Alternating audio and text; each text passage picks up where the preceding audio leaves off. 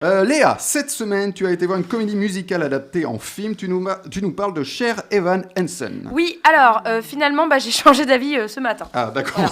Voilà. Donc, tu ne parles pas de Cher Evan Hansen. Alors, je peux, si tu veux. Moi, j'aimerais. Les chansons sont top, mais ça, on le savait déjà. Le comédien est oufissime, ça, on le savait aussi.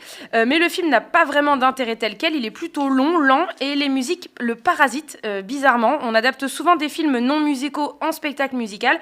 Et bien là, je pense que l'inverse aurait été malin, d'un musical l'adapter en teen movie traditionnel, avec des thèmes qui sont franchement pas assez exploités sur grand écran, à savoir la santé mentale des adolescents.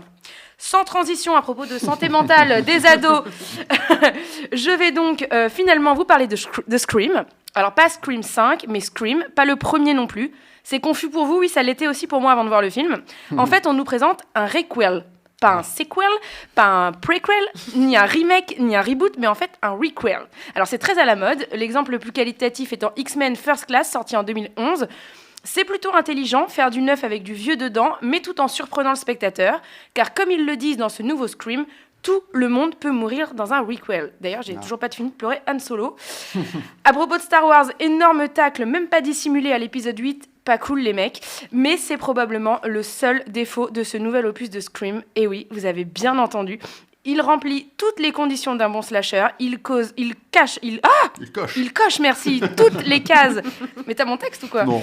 Il coche toutes les cases d'un bon film et il est bourré d'autodérision, ce qui rend ses petites imperfections attachantes et tendres.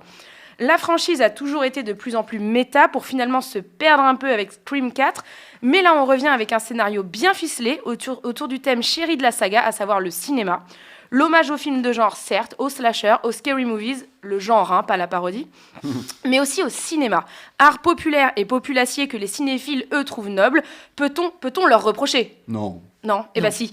Si, quand ça frôle le fanatisme, oui. Quand ils deviennent un danger, oui. Quand quelqu'un se penche sur la proue d'un bateau pour hurler « je vole » et qui finit par nourrir les poissons, oui, on peut lui reprocher. Et c'est à peu près le comportement des gens dans Scream. C'est ça dont parle ce dernier film, la frontière floue entre l'amour et le fanatisme, l'amour au point de devenir fou.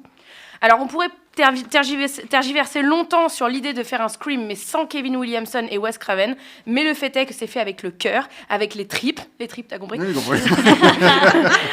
Rien dans ce film ne déshonore les créateurs de cette saga cultissime qui faisait frissonner toute une génération. Et il y a un immense respect envers les spectateurs, envers leur amour pour la saga, envers les fans.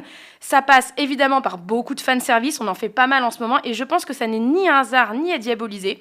Le fait est que, en ce moment, les gens ont besoin du fanservice, de se sentir en sécurité, dans le confort d'une pop culture qu'on connaît par cœur, qui sent bon le popcorn chaud et qui nous réchauffe autant que notre plaid, qui nous rappelle que dans les profondeurs de l'hiver, il y a un invincible été, pour paraphraser Albert Camus. Bravo. Le mot de la fin, Léa, une réplique qui t'a plu ? Oui, cette fois, c'est les fans qui vont gagner. Ah, pas mal. J'adore. C'est au cinéma. C'est au On cinéma. le précise, Allez pas au sur cinéma. Les plateformes. Allez sur les plateformes. Non, au cinéma. Pardon, allez au cinéma. Allez au cinéma. Non. L'écoutez pas. Allez au cinéma. N'allez pas que sur les plateformes, évidemment. Et ça nous a permis d'entendre un petit peu du Albert Camus. Oui, en plus. Ça Oui. manque dans cette émission.